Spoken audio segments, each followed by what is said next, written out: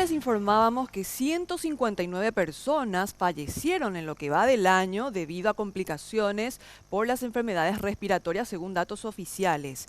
Hoy les vamos a dar otro dato alarmante porque el 50% de los niños menores de 5 años, el grupo de riesgo, todavía no acudió a ningún hospital público ni privado para para aplicarse la vacuna antigripal. Es un dato que llama la atención de las autoridades sanitarias. Nuestro compañero Mauricio Durán está desde el Ministerio de Salud para hablarnos más sobre esta situación. Contigo, Mauricio.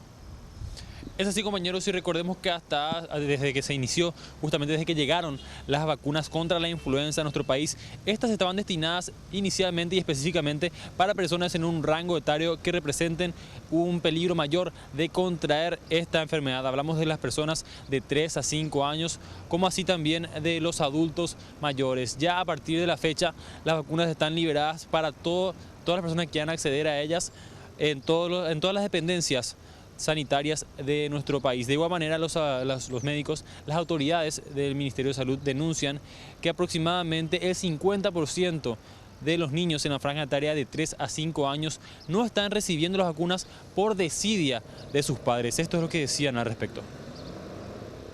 Hay un porcentaje importante, nosotros calculamos que aproximadamente el 50% del riesgo de los niños no están todavía vacunados. Por eso instamos a los padres a que lleven a sus hijos menores de edad a vacunarse. Evidentemente los chicos no pueden trasladarse por sí solos, necesita que los padres, tutores o encargados les acerquen a los vacunatorios.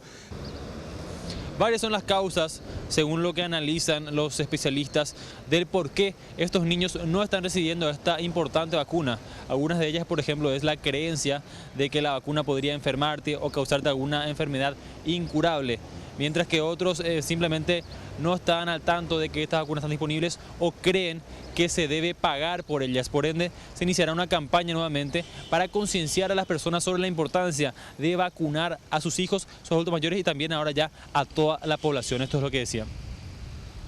Hay una decisión importante de parte de los padres, ¿verdad? Hay la vieja creencia todavía de que las vacunas pueden producir algún tipo de enfermedad o de daño. Esto es lo que principalmente en el interior vemos que retasea a los padres para poder aplicarle a sus hijos.